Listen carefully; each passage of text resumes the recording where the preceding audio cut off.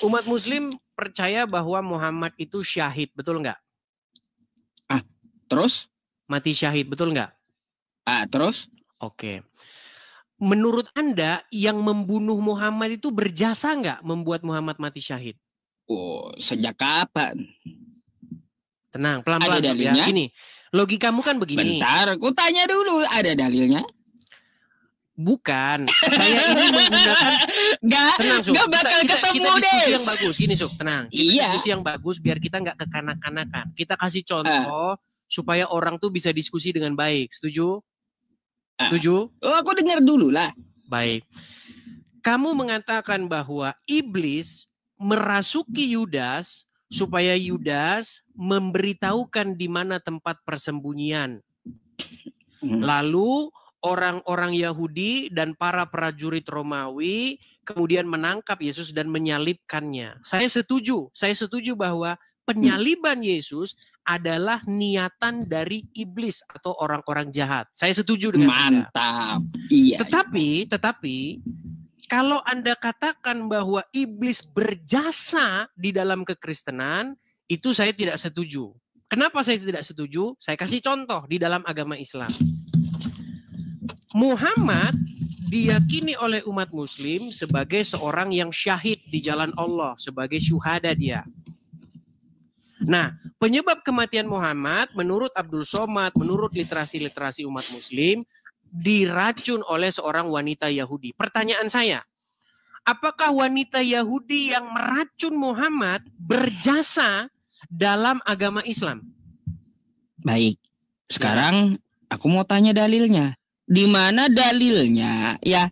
Di mana dalilnya wanita tersebut ya dibisikkan oleh iblis? Oke, kalau begitu pertanyaan saya, balik tanya kau.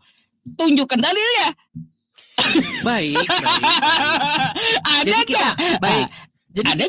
Jadi kita harus mengerti dulu apa yang dimaksudkan dirasuki oleh iblis atau dibisiki iblis. Jadi dibisiki iblis atau dirasuki iblis bukan berarti iblis itu bisikin. Bukan begitu. Maksudnya dikuasai, dikendalikan oleh si jahat. Jadi dalam terminologi kekristenan maupun dalam agama Islam, orang yang melakukan kejahatan adalah orang yang melakukan kemauan si setan itu, betul? Terus? Setuju nggak sampai sini? Setuju aku jelas. Nah, artinya perempuan yang meracun Muhammad adalah tindakannya itu adalah karena dia mengikuti kemauan setan, betul? Salah. Berarti dia melakukan kemauan siapa kalau begitu? Kehendaknya sendiri, karena manusia punya kehendak bebas. Bukankah menurut Muhammad ada setan yang mendampingi setiap manusia untuk membisikkannya melakukan kejahatan? Itu beda pembahasan, itu masalah jin korin. Beda dengan setan yang membisikkan kejahatan. Seperti Yudas dibisiki oleh iblis. Ya, kalau kau mau apple to apple, gini, aku minta dalilnya. Sejak kapan wanita Yahudi itu ada dalilnya bahwa dia dibisiki oleh iblis? Baik. Muhammad tunjukkan samaku. Baik, Muhammad berkata dalam sebuah hadis, sesungguhnya setiap manusia didampingi oleh korin. Korin itu sebenarnya artinya pendamping. Ada setan, kemudian ada malaikat, betul? Terus? Nah, setan betul, itu, ada setan itu membisikkan. Ada setan, ada malaikat. Oke, setan itu membisikkan seseorang untuk melakukan kejahatan, betul? Maryam 83 untuk gini, aku jawab dulu. Silakan. Kalau kau bertanya betul atau tidak, ya. Di surah Maryam 83, setan itu diutus untuk orang-orang seperti kau dan Kristen. Betul, gitu. Betul. Betul, ya. Oke. Jadi setan jadi kau dibisiki setan. Baik. Jadi setan menurut agama Islam nggak apa-apa, betul. Menurut agama Islam kok. Iya. Betul. Menurut agama Islam memang setan diutus untuk menyesatkan orang, untuk membuat orang itu, mengendalikan orang itu supaya dia melakukan hal-hal yang jahat, betul? Oke, terus? Artinya kesimpulannya wanita Yahudi yang seorang kafir, dia melakukan perbuatan meracun Muhammad itu karena si setan itu. Lah, itu kesimpulan kau. Dalilnya kemana? Kan udah ada tadi dalilnya. Mana Tunjukkan sampai kiamat ku tunggu ya. Baik. Sampai kiamat ku tunggu mana Baik. dalilnya? Karena berkenaan tentang Nabi Muhammad pasti ada dalilnya. Baik. Bukankah setan diutus kepada orang-orang kafir untuk membuat mereka sesat? Betul. Bukankah setan termasuk diutus juga kepada perempuan yang meracuni Muhammad? Nah, mana dalilnya itu? Nah, kan gak ada. Kau gak bisa ngarang. Gak bisa ngarang kau sama aku, Des. Ya. Gak bisa ngarang kau. Dalilnya mana? Oke lah. Kalau kamu tidak mengakui bahwa perempuan itu meracun Muhammad atas dasar karena dia mengikuti hawa nafsunya atau setan, nggak masalah. Biar kita nggak debat kusir, kita lanjutkan saja begini.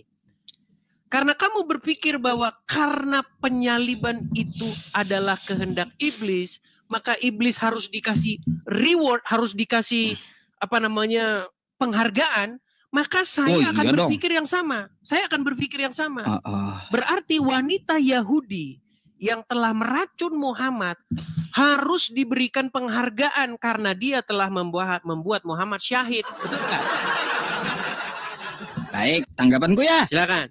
Berkenaan tentang masalah penyaliban dan bisikan iblis, kan aku punya dalil yang kusampaikan. Yudas dibisiki oleh iblis. Betul. Yohanes 13 nomor 2, penyaliban itu dari bisikan iblis. Betul. Dan kau sepakat. Setuju kalau kau mau ke Nabi Muhammad ya, ke Nabi Muhammad kata kamu, Nabi Muhammad diracuni wanita Yahudi setelah perang Khaybar.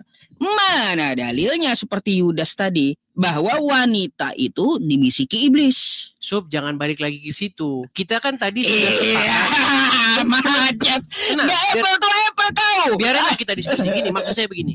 Kita kan tadi sudah sepakat bahwa kita sepakat untuk tidak sepakat. Saya mengatakan bahwa menurut kaidah-kaidah agama Islam, orang yang berbuat jahat adalah karena dia mengikuti hawa nafsunya. Karena dia mengikuti setan, korin yang ada pada dirinya.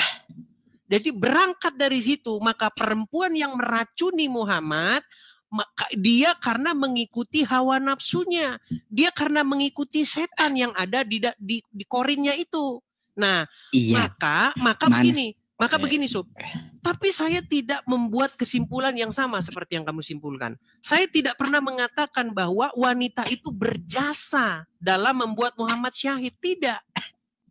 Nah, seperti itu pula saya tidak mengatakan bahwa iblis berjasa di dalam kekristenan. Tetapi adalah begini, sekalipun iblis merancangkan hal yang jahat, sekalipun iblis membuat hal yang ingin menggagalkan rencana Tuhan, tetapi Tuhan dapat membalikkan rencana iblis itu menjadi berkat. Seperti itu. Itu dalam iman kekristenan. Baik, nah, sama sepertinya sebenarnya berkat. sama itu. Sebenarnya sama di dalam iman Islam. Sekalipun perempuan Yahudi berbuat jahat kepada Muhammad, tetap saja yang datang kepada Muhammad itu adalah syahid, syahada. Dia mati di jalan Allah. Itu yang dia imani oleh orang Muslim. Silakan, pertanyaan selanjutnya. Saya belum tanya yang sama kamu loh. Kamu baru nanya sama saya. Silakan. Pertanyaan selanjutnya, aku mau bahas iblis ya. Ada dua hal ya yang kutanyakan tentang masalah iblis tadi. Ya, tanggapanku sedikit aja, Dis ya. Nggak ada dalilnya. Wanita tersebut dibisiki oleh iblis sebagaimana ya iblis membisiki Yudas, iblis merasuki Yudas. Kan itu ada dalilnya di kitab kau. Makanya kau akui bahwa penyalipan itu dari si jahat, dari iblis. Berarti penyalipan itu bukan penebusan dosa dari Tuhan, tapi penyesatan iblis kepada Kristen. Tuh ya, jangan ikuti iblis lah kau, Dis ya. Kalau itu. Itu kan kesimpulan dariku. Kau punya kesimpulan, aku pun punya kesimpulan. Ya. Sekarang dalilnya aku kan minta tunjukkan toh. Baik. Mana wanita itu dibisiki oleh iblis. Sampai kiamat belum 2 hari kau kagak akan ketemu itu dalil. Ya. Tuh. Yang kedua. Ketawa aja dia. Yang kedua. Ya, Dis ya. Yang kedua. Di 1 Korintus 5. Nomor 5, ini pertanyaanku kedua. Setelah ini kau boleh tanya gitu apapun ya.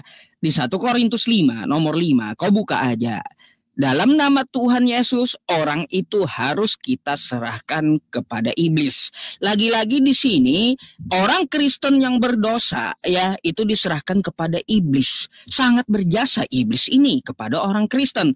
Entah orang Kristen ini mau dijadikan tumbal kah oleh iblis atau mau dijadikan sop atau kayak gimana gitu oleh iblis.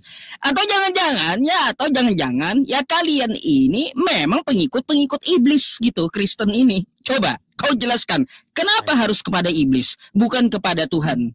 Silakan. Baik. 1 Korintus berapa?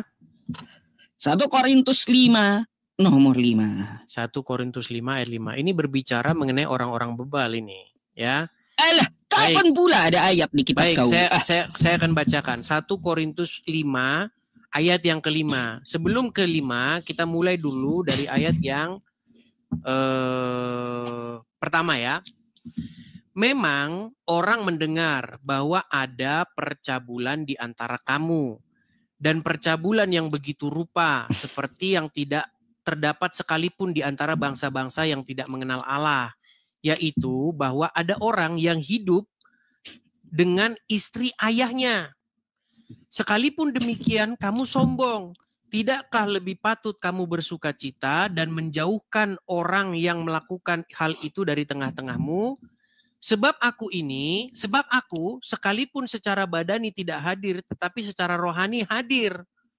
Nah, dikatakan begini. Bila mana kita berkumpul dalam roh, kamu bersama-sama dengan aku dengan kuasa Yesus Tuhan kita. Orang itu harus kita serahkan dalam nama Tuhan Yesus kepada iblis sehingga binasa tubuhnya agar rohnya diselamatkan pada hari Tuhan.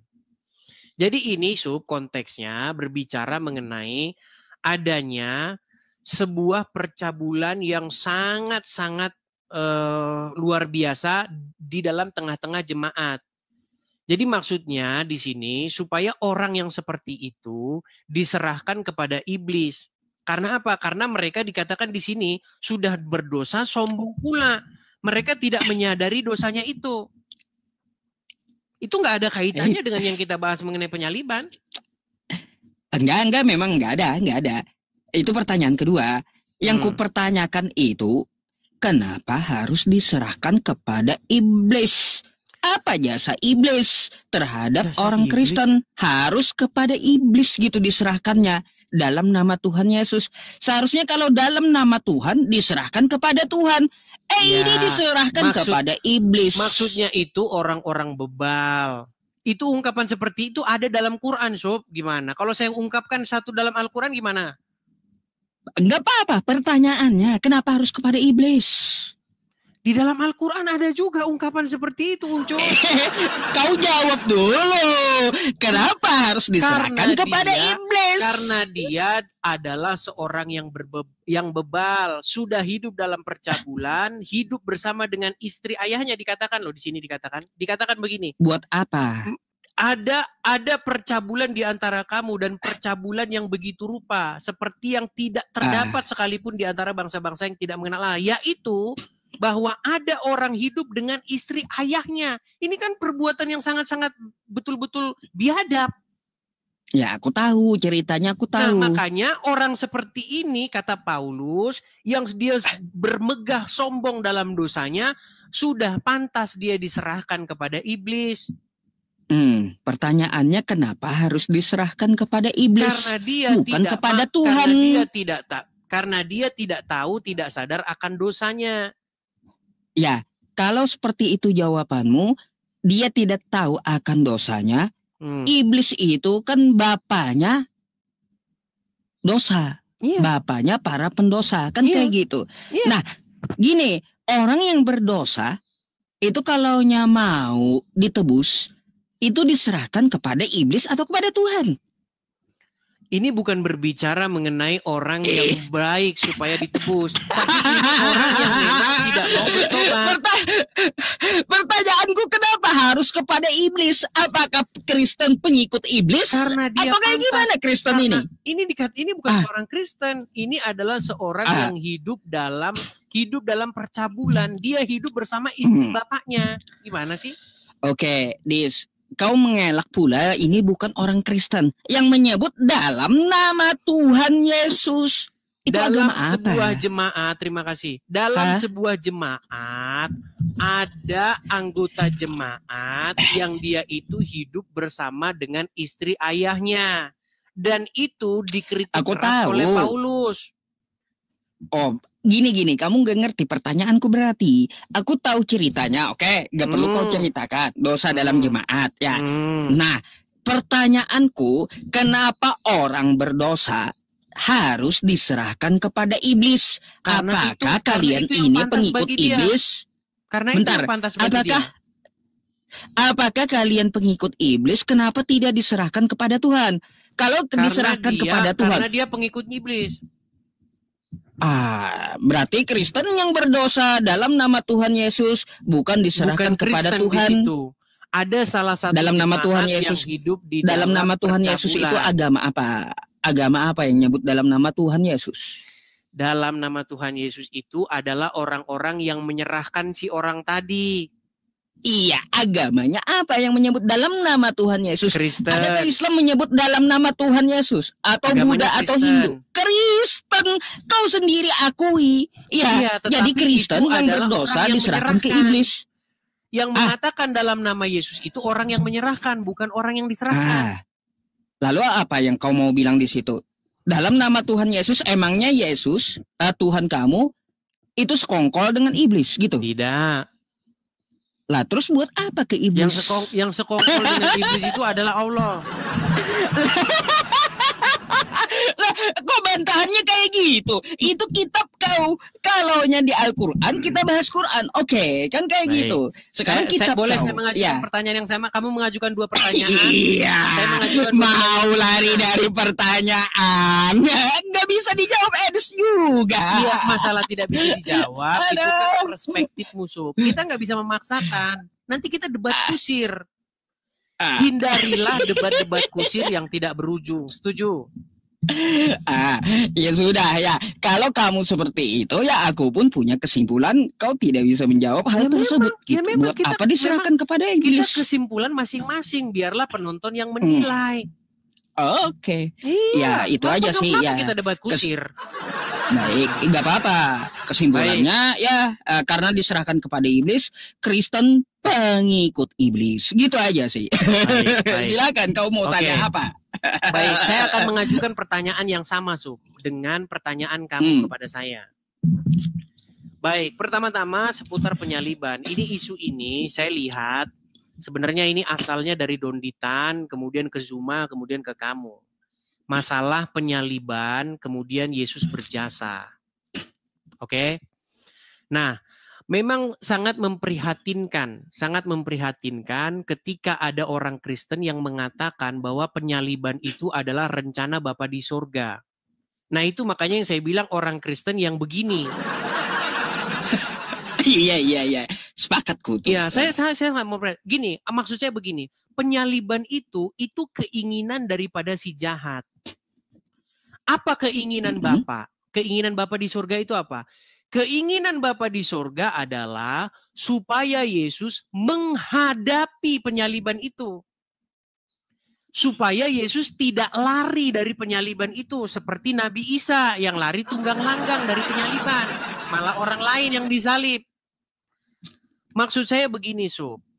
Ketika Yesus taat sampai mati, sekalipun mati disalibkan, maka itulah jalan bagi Bapa di surga untuk membenarkan Yesus. Karena dia taat sampai mati. Oke, sekarang saya kasih contoh. Saya kasih contoh dalam agama Islam. Begini, Sob. Ketika Muhammad syahid, apa yang diberikan Allah kepada Muhammad menurut agama Islam? Waduh. Ketika Nabi Muhammad syahid, apa yang diberikan Allah kepada Nabi Muhammad dan umat Islam. Ya orang yang syahid akan hidup di sisi Allah, Dis. Nah, makanya saya bilang, sekalipun orang merencanakan hal yang jahat kepada Muhammad dengan cara meracun Muhammad, tetapi tetap saja Allah membuat rencana jahat itu menjadi jalan kebaikan. Betul atau tidak? Gak salah. Oke, aku minta dalil dulu samamu. Oke, karena gini, Dis. Kenapa aku minta dalil samamu? Kita tadi kan kamu udah, sekarang gantian saya. Boleh? Iya, gini. Dari pertanyaanmu sedikit-sedikit ya aku jawab. Kenapa aku selalu minta dalil? Ya, karena ada hadis, man kadzdzaba alayya muta'ammidan falyatabawwa maq'adahu minan nar. Ya, barang siapa yang berdusta atas namaku, kata Nabi Muhammad, siap-siaplah orang seperti kau tempatnya di neraka. Makanya tentang Nabi Muhammad, ya kalau kau menuduhkan wanita tersebut ya meracuni Nabi Muhammad itu adalah dari godaan iblis atau setan, mana dalilnya? Oke, sebelum kita membahas itu begini. Oke. Apakah tindakan meracun Muhammad itu tindakan yang baik atau tindakan yang jahat? Tindakan yang jahat. Tindakan yang jahat. Yang jahat itu datang dari setan atau datang dari Allah? Dari hawa nafsunya. Ya, berhawa nafsu itu bisikan setan apa bisikan Allah? Ya, bisikan setan. Nah, berarti itu datang dari si jahat. Tapi sekalipun si setan merancangkan yang jahat, sekalipun si setan ingin membinasakan hamba Allah, yaitu Muhammad, ini saya bicara dalam terminologi Islam ya, tetapi tetap saja Allah membuat itu menjadi jalan kesyahidan, betul? Terus? Betul atau salah saya? Ya, di mana dalilnya? Oke, apakah Muhammad syahid karena diracun oleh wanita Yahudi? Des, Nabi Muhammad itu disebut syahid ya syahid. Kalau kau mau membahas diracuni ya itu banyak panjang. Iya, kan kayak gitu. Maksud saya begini.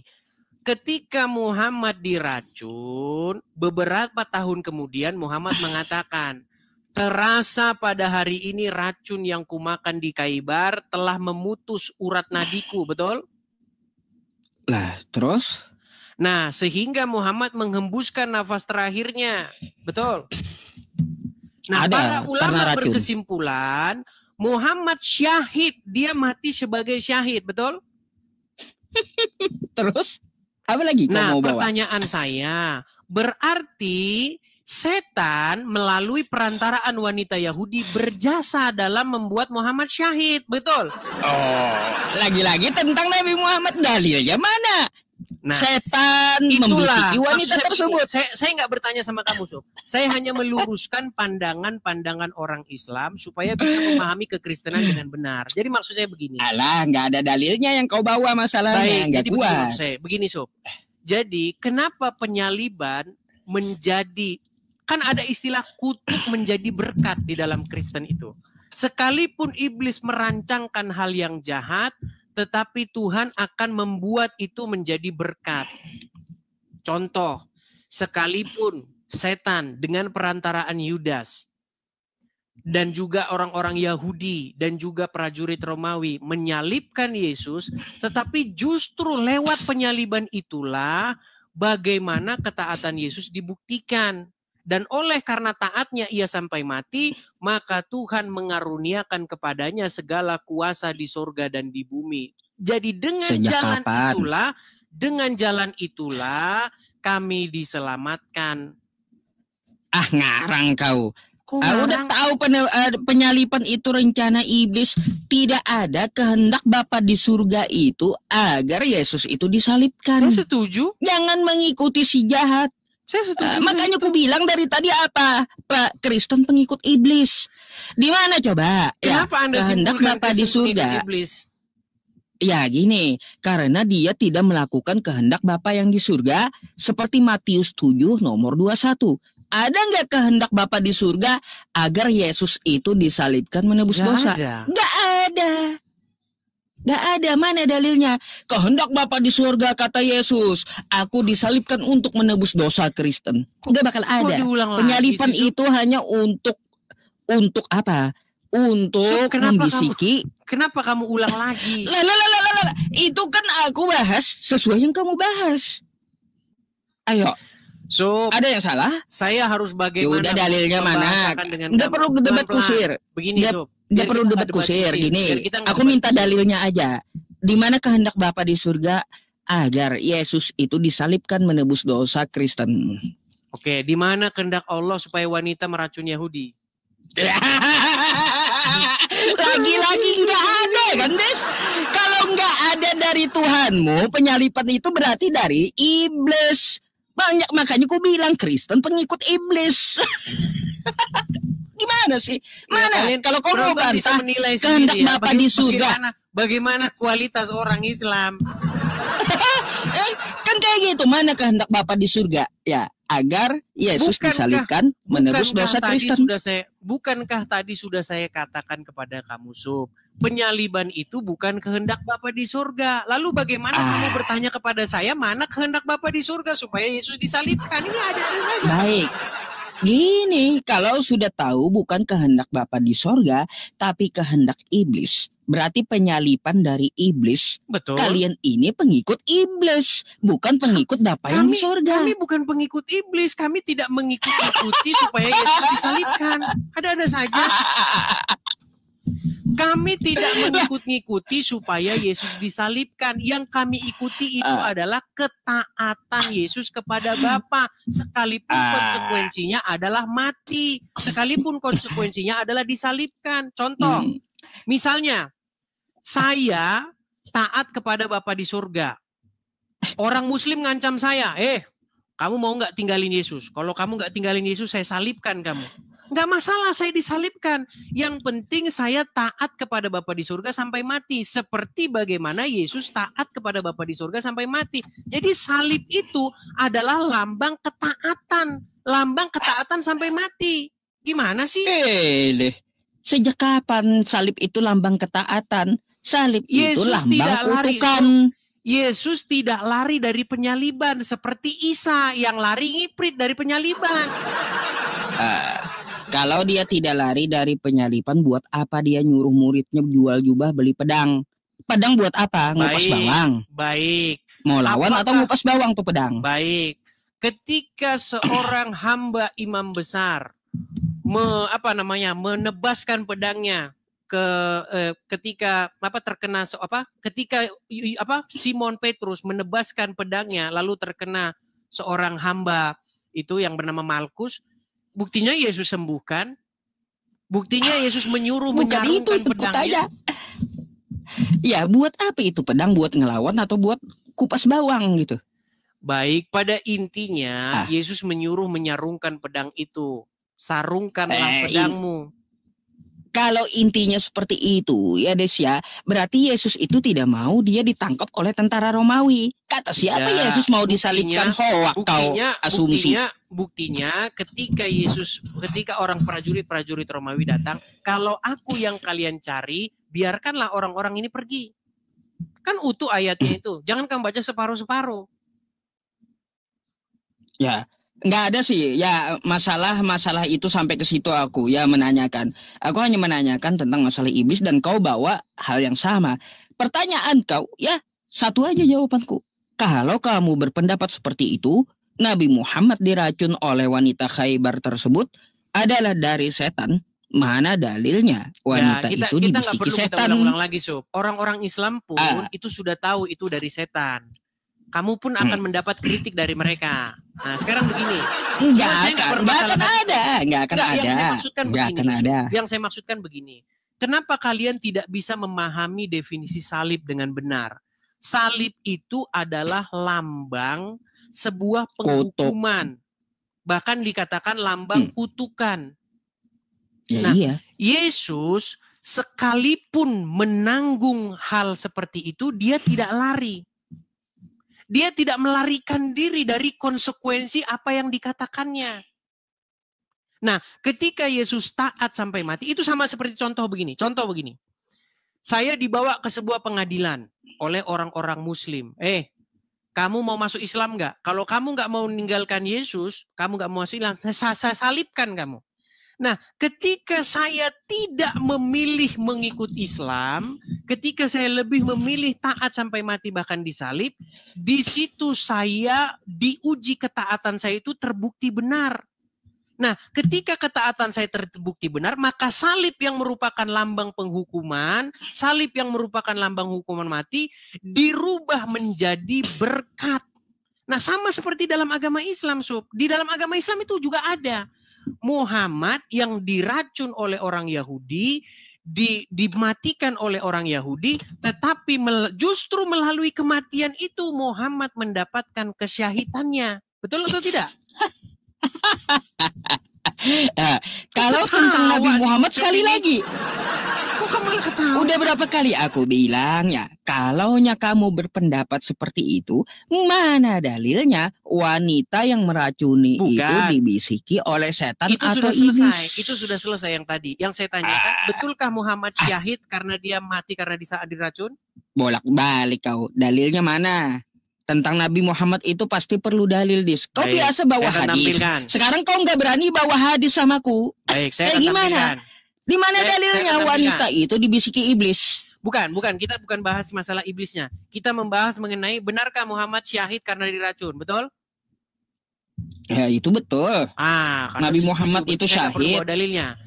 Berarti bentar, itu ada dua juga pendapatnya. Silakan, gimana? Pendapat pertama, Nabi, ada ulama berpendapat ya racun dari Khaybar efeknya itu ketika beliau wafat, tapi wafatnya beliau bukan karena racun, tapi sebelum Nabi Muhammad itu ya wafat beliau udah sakit lama, jadi wafatnya karena penyakit bukan karena racun. Yang kedua pendapat dari ilmu kedokteran, racun itu paling lama efeknya 1 minggu. Kagak ada racun itu efeknya sampai 4 tahun. Itu menurut ilmu kedokteran. Memang ya aku akui Nabi Muhammad itu ada mengeluh. Ada mengeluh sebelum beliau wafat, racun di Khaybar terasa kan kayak gitu. Terasa efeknya sampai beliau mau wafat. Tapi bukan berarti Nabi Muhammad itu ya beliau meninggal karena racun. Tapi memang sudah umurnya, berdasarkan ketetapan Allah, semua manusia pasti akan mati. Kullu nafsil dha'iqatul maut. Gitu. Sudah? Bukan karena racun, memang karena umurnya udah habis. Sudah? Baik. Jadi begini maksud saya, Sob. Penyebab orang mati karena apa? Itu adalah keterangan dari orang tersebut. Saya heran kenapa malah ulama yang menyimpulkan sebab kematian Muhammad. Dengarkan. Muhammad sendiri mengatakan dia itu karena racun. Perhatikan ya. Nabi Muhammad pun mereka bunuh. Saya bentar, saya sakit Rasulullah SAW semakin parah. Lalu kemudian kata Nabi kepada Aisyah, apa kata dia? Ya Aisyah, wahai Aisyah, ma'azalu ajidu alam at-ta'am. Terasa di dalam sakitnya makanan yang kumakan waktu di Khaybar. Ini dalil bahwa dia mati diracun. Jadi Abdul Somad pun sudah mengakui bahwa karena pengakuan Muhammad sendiri kepada Aisyah, wahai Aisyah, sekarang sudah tiba ajalku. Terasa racun yang kumakan di Khaybar itu telah memutus urat nadiku. Jadi menurut Muhammad dia meninggal karena diracun oleh perempuan Yahudi di Khaybar. Kok malah ulama yang mengatakan karena usia? Berarti Muhammad menurut ulama sedang ngigau. Baik, Des. Jadi apa yang dibawakan oleh Ustadz Abdul Somad tadi yang kau tunjukkan kepadaku itu riwayat Ibnu Mas'ud. Aku pun tahu ya. Ini adalah hadis ya. Meskipun tidak ada hadis dari Ibnu Mas'ud, Nabi Muhammad itu tetap akan wafat. Karena menurut Allah Subhanahu wa taala berfirman dalam Quran, kullu nafsin dha'iqatul maut. Semua pasti mati gitu. Mau diracun atau kagak, semuanya pasti mati. Ya, penyebab kematiannya? Ya sudah, penyebab itu ketentuan, Karena bukan racun, ketetapan. Ketetapan. Nah, ketentuannya seperti apa? Ada yang karena sakit, ada karena dibunuh, ada karena kecelakaan. Karena Kalau diracun, kita lihat betul. dari Nabi Muhammad, ya, Nabi Muhammad mengeluh seperti itu akan bertentangan dengan ilmu pengetahuan kedokteran. Berarti Muhammad salah ketika mengatakan. Jadi aku lebih mengikuti apa yang dikatakan Al-Quran. Semua orang pasti mati. Dan semua nabi Muhammad, itu pasti akan wafat. Jadi Anda tidak mengikuti apa kata Muhammad? Oh, semua yang di hadis, yang sahih hadis ya pasti diikuti. Karena sebagai pedoman hidup. Apa yang Muhammad katakan? Karena racun itu bukan?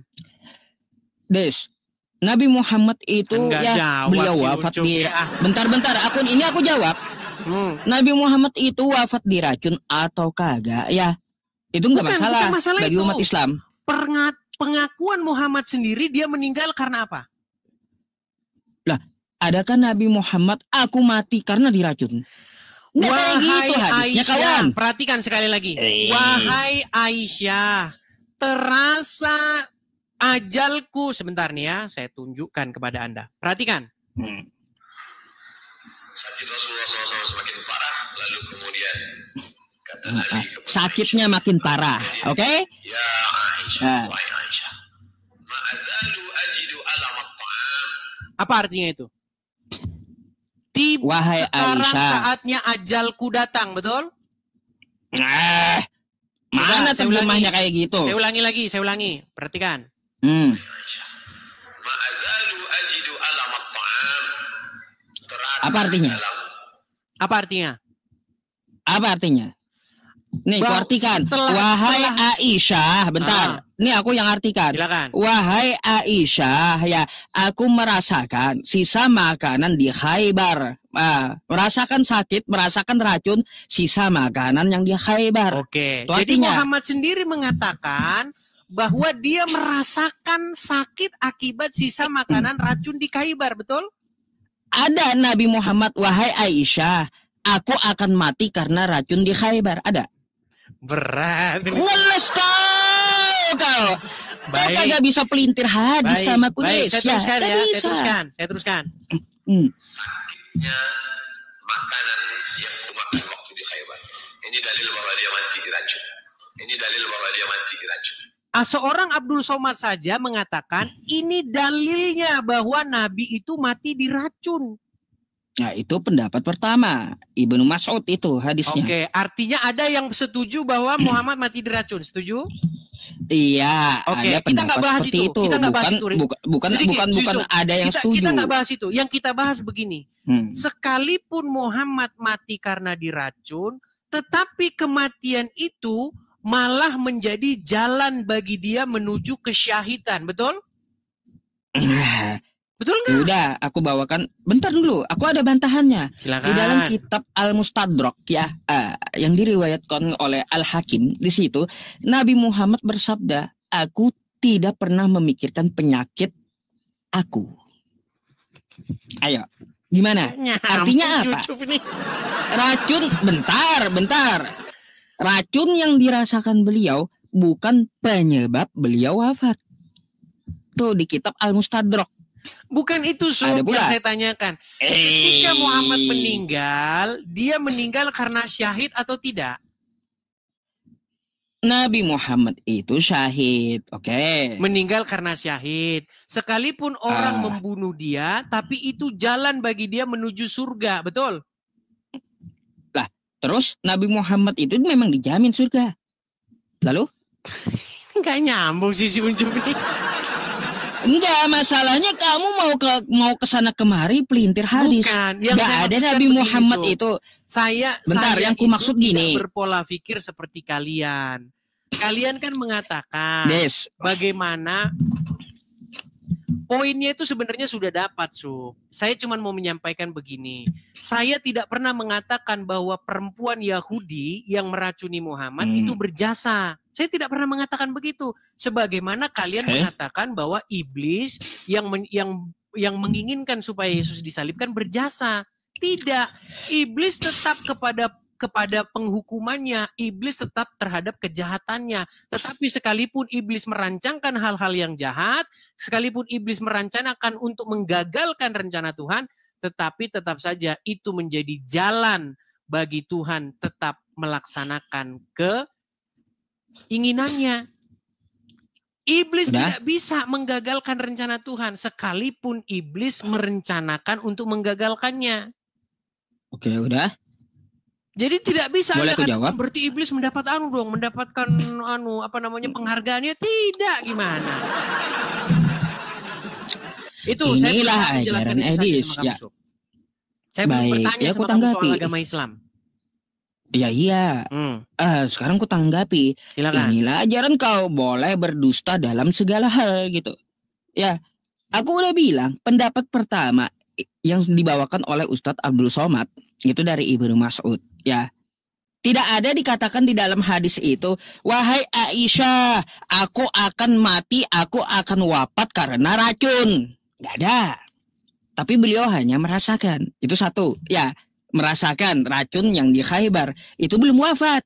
Belum. Ada pendapat yang kedua. Dari hadis beliau juga di kitab Al-Mustadrak. Beliau tidak pernah memikirkan racun itu. Artinya apa? Penyebab wafatnya Nabi bukan karena racun. Di hadis yang kedua. Jadi itu tidak bisa dijadikan dasar wafatnya Nabi Muhammad atas racun yang di Khaybar. Gak bisa. Jadi dasarnya Nabi Muhammad itu wafat karena memang ketetapan dari Allah, kullu nafsin dha'iqatul maut, bukan karena racun Khaybar. Jangan kau pelintar-pelintir hadisku. Gak bakal bisa kau pelintar-pelintir samaku. Saya tanggapi lagi. Nah, itu aja. Baik. Kalau saya hanya mengutip pendapat-pendapat ulama-ulama besar yang diakui di Indonesia ya, Abdul Somad, Khalid Basalamah, Firanda dan lain-lain. Apakah semuanya sepakat? Perhatikan, Sob. Perhatikan. Ternyata wanita Yahudi ditaruh racun di kambing tersebut. Sehingga Nabi pun makan kambing tersebut. Kemudian tiba-tiba kambing itu berbicara, ini sungguhnya aku beracun. Akhirnya Nabi mengatakan para sahabat berhenti. Sungguhnya ada racunnya, tapi sebagian sahabat akhirnya meninggal dunia. Dan Nabi juga sempat mengunyah racun tersebut. Itulah racun yang akhirnya masuk ke tubuh Nabi, dan itu sebabnya Nabi SAW sakit.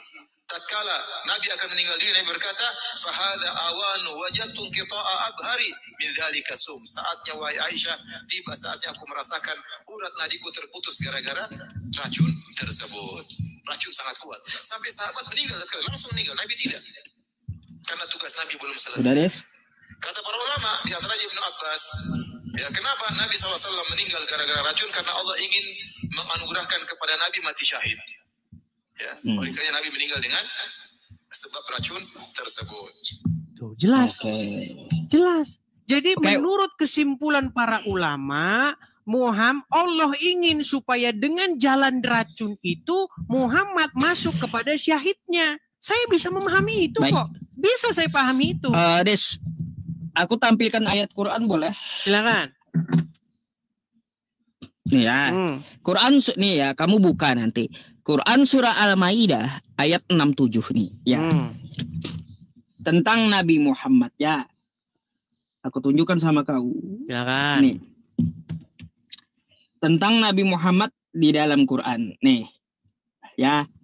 Apa kata Allah? Wallahu ya'simuka minan nas. Allah akan melindungi Nabi Muhammad dari gangguan manusia.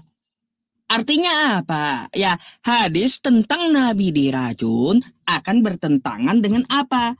Dengan ayat Quran. Nih ya, Allah memelihara kamu dari gangguan manusia. Ya, tentang Nabi Muhammad nih ya, hai Rasul.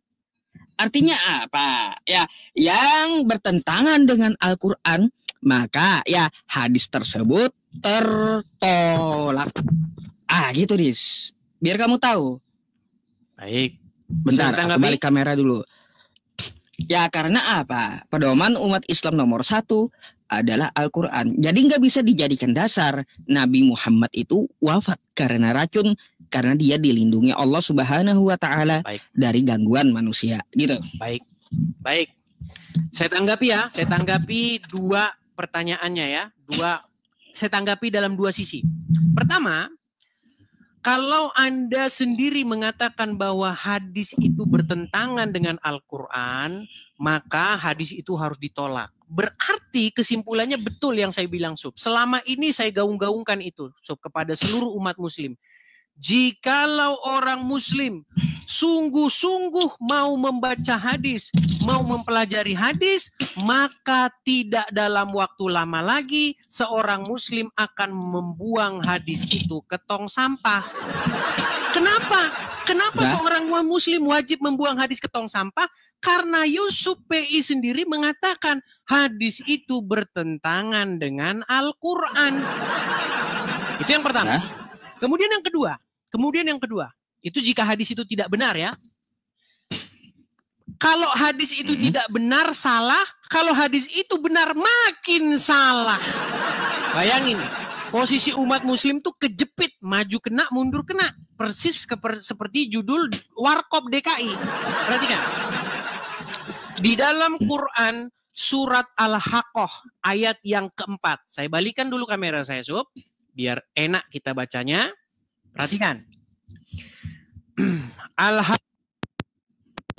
Andainya dia, maksudnya Muhammad, mengadakan sebagian perkataan atas nama kami, niscaya benar-benar kami pegang dia pada tangan kanannya. Kemudian benar-benar kami potong tali jantungnya. Nah, ini membuktikan bahwa Muhammad telah mengadang-adakan perkataan atas nama Tuhan. Makanya dia kena karma ini. Saya tunjukkan dalilnya bahwa dia telah mengada-adakan perkataan yang tidak dikatakan oleh Tuhan. Saya tunjukkan dalil-dalilnya. Kalau saya ngomong artinya berdasarkan dalil. Baik. Di dalam Quran dikatakan begini. Bahwasanya Allah tidak akan Muhammad tidak akan mengatakan sesuatu kecuali berdasarkan wahyu. Ada dalilnya dalam Al-Qur'an. Dikatakan wa ma yantiqu 'anil hawa in huwa illa wahyu yuha. Tidaklah yang dikatakannya itu berdasarkan hawa nafsunya, melainkan berdasarkan yang diwahyukan kepadanya. Tetapi ternyata Muhammad mengatakan berdasarkan hawa nafsunya. Di mana kejadian itu? Kejadian itu terjadi berulang-ulang dan terus-menerus. Pertama, suatu waktu Nabi Muhammad SAW, kayak ustadz saya sekarang ya, lewat di suatu kebun kurma di Madinah. Pada waktu itu Muhammad melihat orang-orang sedang mengawinkan pohon kurma. Maksudnya menyerbuk benang sari dan putik. Dikawinkan benang sari dan putik. Lalu Muhammad melihat hal itu dan berkata, apa yang diperbuat oleh orang-orang ini adalah satu perbuatan yang sia-sia. Seandainya mereka membiarkan kurma itu begitu saja, maka kurma itu akan baik-baik saja. Lalu karena Nabi yang ngomong, karena Rasulullah yang ngomong, kalau ngomong tidak berdasarkan hawa nafsunya, berdasarkan wahyu, maka para petani kurma mengikutinya. Diikuti, ditaati. Singkat cerita, beberapa lama kemudian datanglah lagi Rasulullah ke sana. Dilihat, wahai para petani, ada apa dengan pohon kurma kalian ini? Lalu para petani berkata, wahai Rasulullah, bukankah engkau berkata begini dan begitu? Yang kami lakukan itu perbuatan sia-sia. Lalu Muhammad dalam tanda kutip ngeles dengan kata-kata, itu adalah pendapat pribadi. Nah ini salah satu dasarnya. Karena Muhammad mengatakan sesuatu bukan berdasarkan apa yang diwahyukan, tapi dia mengatakan apa yang berdasarkan hawa nafsunya. Makanya hadis tadi mengenai dia dikatakan sesungguhnya racun yang kumakan di Khaibar telah memotong urat nadiku, tepat yang dikatakan oleh Al-Quran telah kena kepada Muhammad. Silakan. Baik. Ya sekali lagi ya aku harus katakan samamu Disya, inilah ajaranmu. Boleh berdusta dalam segala hal.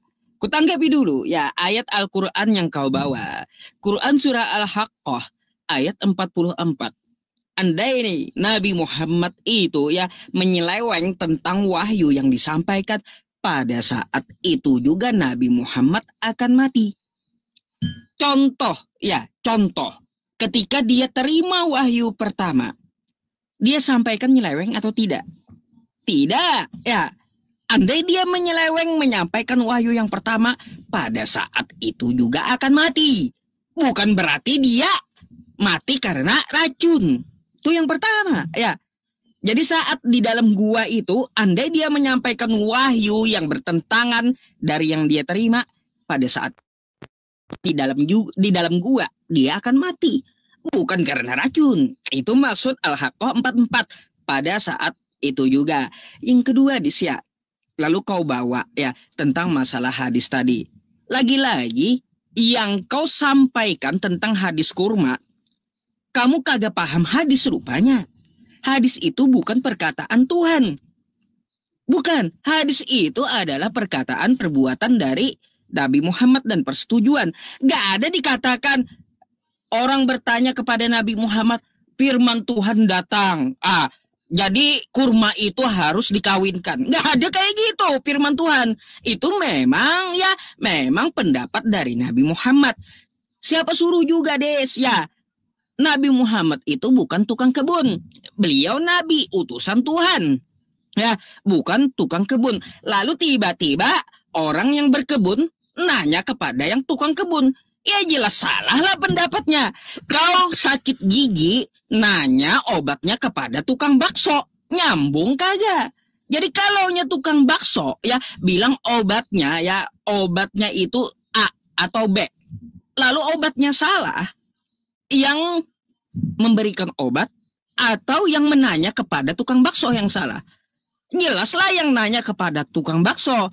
Sakit gigi nanya ke tukang bakso. Kalau sakit gigi itu nanya ke dokter gigi, bukan ke tukang bakso. Begitu pula orang yang berkebun nanya kepada Rasulullah, utusan Tuhan yang bukan seorang pekebun.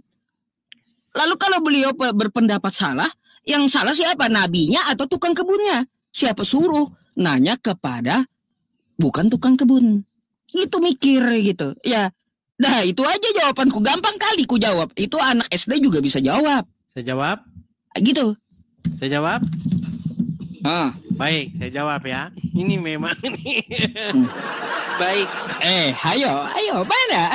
Inilah yang saya bilang teman-teman. Maka memang sesungguhnya umat muslim itu sudah diprank oleh Nabi Muhammad. Kenapa saya katakan diprank? Begini. Jelas-jelas Muhammad itu bukan seorang tukang kebun. Dia tidak ngerti masalah perkebunan. Lalu kenapa dia membuka mulutnya untuk mengatakan sesuatu yang tidak dia ketahui? Makanya saya katakan Muhammad didapati berkali-kali melanggar Al-Quran. Apa dikatakan di dalam Al-Quran? Dikatakan, janganlah kamu mengatakan sesuatu yang kamu tidak memiliki pengetahuan tentangnya. Sebab apa yang keluar dari mulutmu akan dimintakan pertanggungjawabannya. Betul? Nah, lalu bagaimana mungkin Muhammad mengatakan sesuatu yang dia tidak memiliki pengetahuan tentangnya? Tidak pernah ada dalam riwayat tersebut, Sob. Tidak pernah ada dalam riwayat tersebut petani kurma nanya. Nggak pernah. Bahkan Muhammad sendiri setelah sampai di kebun itu, dia bilang, apa yang diperbuat oleh para petani ini? Dijelaskan, mereka sedang mengawinkan benang sari dan putik. Lalu Muhammad berkata, perbuatan itu adalah perbuatan yang sia-sia. Jikalau pohon kurma itu dibiarkan saja begitu, pohon kurma itu akan baik-baik saja tetap berbuah. Ternyata setelah saran Muhammad diikuti, malah petani kurma bangkrut. Makanya di sini jelas-jelas Muhammad dia mengatakan sesuatu bukan berdasarkan wahyu Allah. Padahal ayat Al-Quran jelas mengatakan, wa ma yantiqu anil hawa in huwa ila wahyu yuha. Tidaklah yang diucapkan. Sebentar, biar saya selesaikan. Ini udah mulai panas nih. Apa yang panas? Sepakat Kemudian begini, Sob. Kita dapati lagi Muhammad berkali-kali mengatakan sesuatu berdasarkan hawa nafsunya. Pertama, Di dalam surat At-Tahrim ayat yang pertama, Muhammad disebutkan mengharamkan apa yang halal. Dia bersumpah loh. Dia bersumpah, ada dua tafsiran. Pertama mengenai madu. Di dalam riwayat dikatakan Muhammad tuh makan madu. Minum madu di rumahnya Zainab. Ketika Muhammad pulang ke rumah, karena Aisyah dan Hafsah cemburu karena Muhammad ada di rumah Zainab, Aisyah dan Hafsah bersekongkol untuk mengatakan bahwa mulut Muhammad bau maghfir. Lalu Muhammad dengan mudahnya berkata, saya bersumpah saya tidak akan lagi minum madu di rumah Zainab. Itu tafsir yang pertama. Tafsir yang kedua adalah mengenai Maria Al-Qibtiyah yang digauli Muhammad di ranjangnya Hafsah. Ketika Hafsah melihat Muhammad menggauli Maria Al-Qibtiyah di ranjangnya Hafsah, Hafsah berkata, wahai Rasulullah, teganya engkau berbuat itu kepadaku dan di ranjangku. Maka Muhammad bersumpah, demi Allah, saya haramkan Maria Al-Qibtiyah mulai saat ini. Lalu turunlah surat At-Tahrim ayat yang pertama. Wahai Nabi, mengapa engkau haramkan sesuatu yang dihalalkan bagimu? Engkau hendak menyenangkan hati istri-istrimu. Lalu Allah membebaskan kamu dari sumpahmu. Pertama, pernyataan Muhammad bertentangan dengan apa yang diucapkan dia kepada seorang yang bernama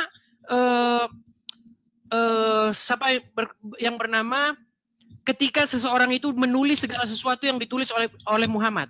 Ada seseorang yang selalu menulis ucapan Muhammad, ditulis. Lalu orang Quraisy mengkritik dia. Dikatakan begini, wahai fulan, mengapa engkau menulis segala sesuatu yang dikatakan Muhammad?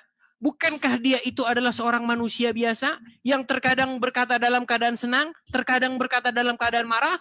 Lalu Muhammad menunjuk mulutnya dengan berkata, demi Allah, demi zat yang berada demi zat yang jiwaku berada dalam genggaman tangannya, tidak keluar darinya kecuali kebenaran. Muhammad berkata, tidak keluar dari mulut Muhammad kecuali kebenaran. Ternyata Allah menegur Muhammad atas apa yang keluar dari mulutnya. Petani kurma gagal panen akibat apa yang keluar dari mulutnya. Nah, inilah dasarnya tadi bahwa Muhammad memang wajar dia meninggal karena diracun, karena dia mengada-ngadakan yang tidak diwahyukan oleh Tuhan. Silakan. Oke, ya yang pertama ya sudah kujelaskan tentang Nabi Muhammad diracun. Al-Haqqah itu ketika Nabi Muhammad menyampaikan firman Tuhan tapi beda dengan yang diterima. Tidak ada hubungannya dengan beliau wafat diracun. Ya, jangan berdusta. Ya, seperti ajaran kau. Ya, berdusta dalam segala hal. 1 Korintus 15:15. Sampai Tuhanmu aja, Tuhan Kristen mau didustai gitu. Ya, beda Dis ya. Jadi begini Dis. Tentang masalah Nabi Muhammad berpendapat. Ada gitu disuruh untuk mengikuti pendapat orang yang gak ahli. Gak ada. Makanya kata Al-Quran, fas'alu ahla dzikri in kuntum la ta'lamun. Nanya kepada yang ahli di bidangnya. Kalau yang bukan ahli di bidangnya berpendapat, maka kau ikuti pendapat itu. Bisa saja pendapat itu salah. Contoh ya, kau bukan bidangnya ahli dalam agama Islam. Jadi mengikuti semua omongan kau, pendapat kau, maka akan sesat sendiri gitu. Jadi orang buta mau menuntun orang buta. Pantas Kristen yang ikut Anda, ikut kamu di semuanya. Kamu terjun ke jurang, Kristen lainnya juga terjun ke jurang. Kamu ke neraka, semua Kristen masuk neraka. Jadi kayak gitu. Siapa suruh kan? Mengikuti pendapat kamu yang bukan ahli dalam agama Islam. Kalau aku ya gak akan mengikuti kamu. Ya pasti aku mengikuti Al-Quran dan hadisku. Gak akan pernah aku ikuti perkataan kamu yang tidak tahu menahu sama agama Islam. Jadi kalau pendapatmu nih ya dicoba oleh Kristen lainnya. Waduh, ternyata pendapatmu salah. Yang salah kamu atau Kristen yang mengikuti pendapatmu? Ya jelas para penontonmu yang salah karena mengikuti ucapanmu yang bukan yang ahli di bidangnya. Bukan, ya. Jadi seperti itu pula hadis tentang masalah kurma. Nabi Muhammad hanya berpendapat, nggak ada juga disuruh untuk mengikuti pendapat tersebut.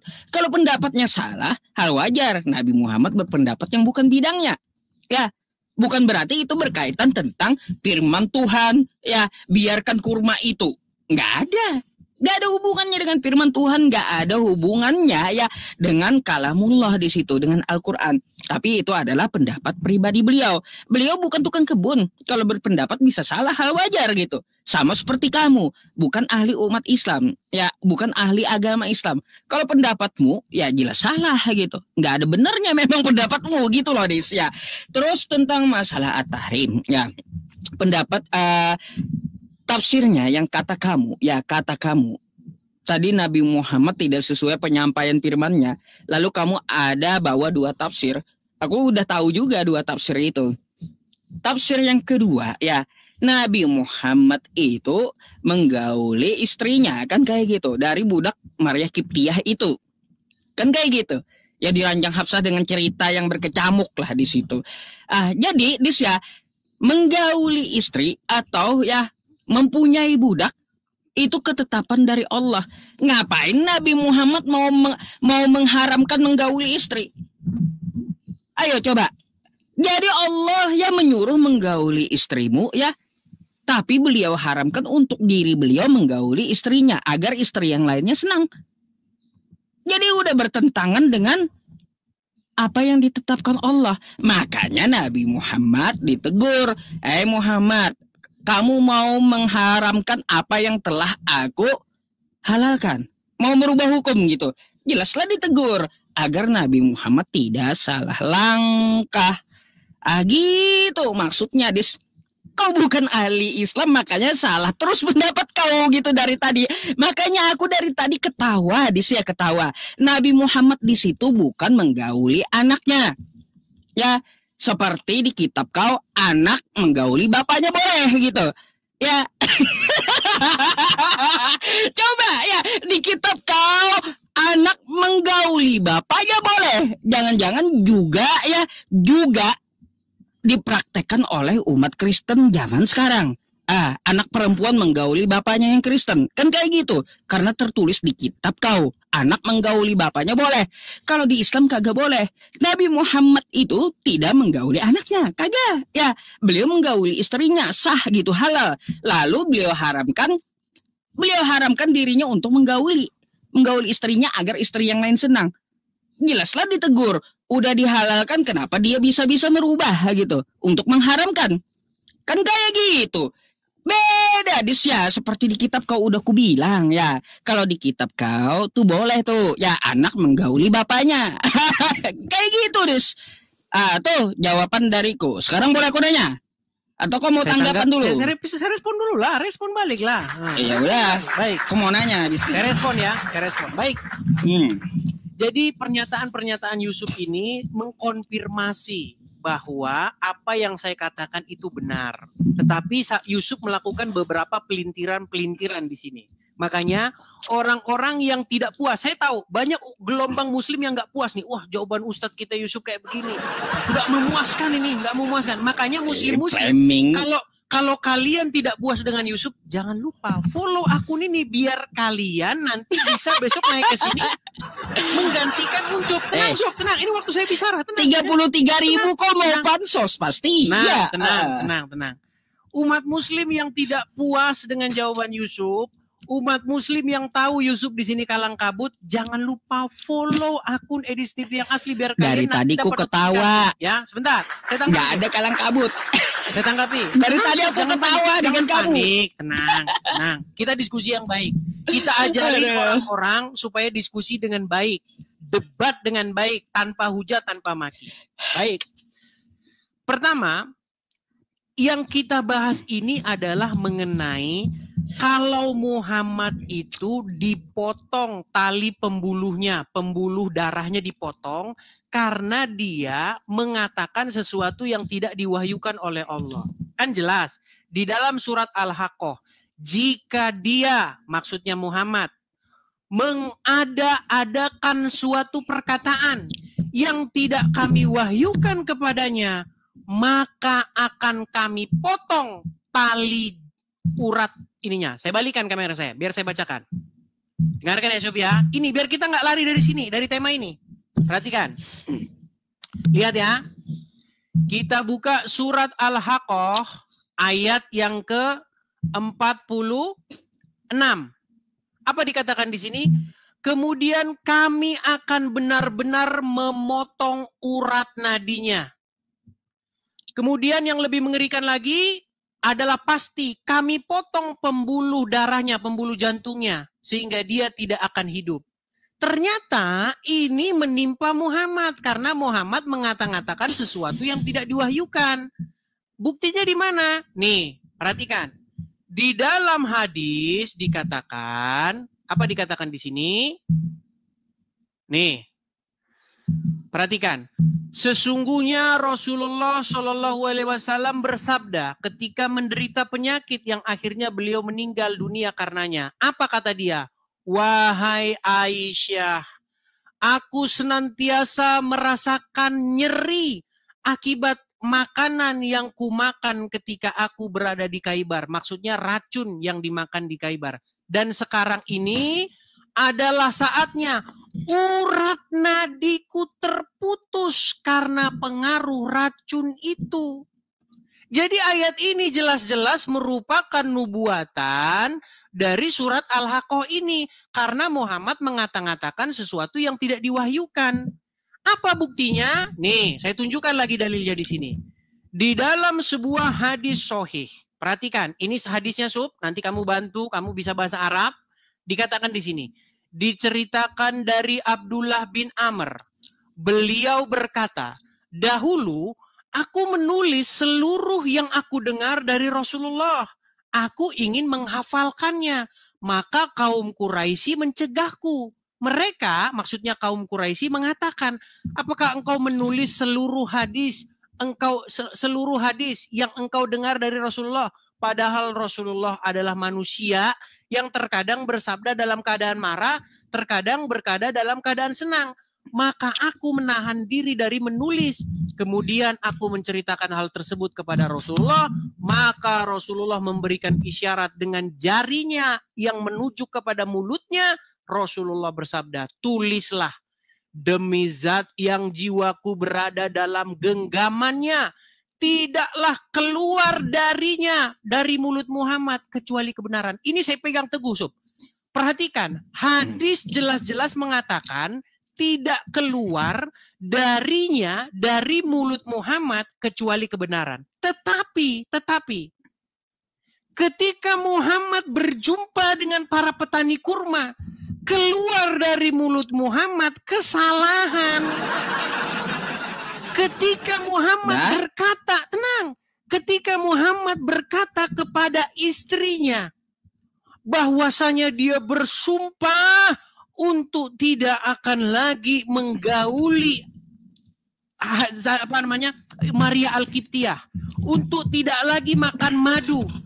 Malah dia ditegur oleh Allah, wahai Nabi, dalam surat At-Tahrim, ya ayuhan Nabi, wahai Nabi, mengapa kamu haramkan sesuatu yang dihalalkan dengan mengucapkan sumpah karena kamu enggak hendak menyenangkan hati istri-istrimu?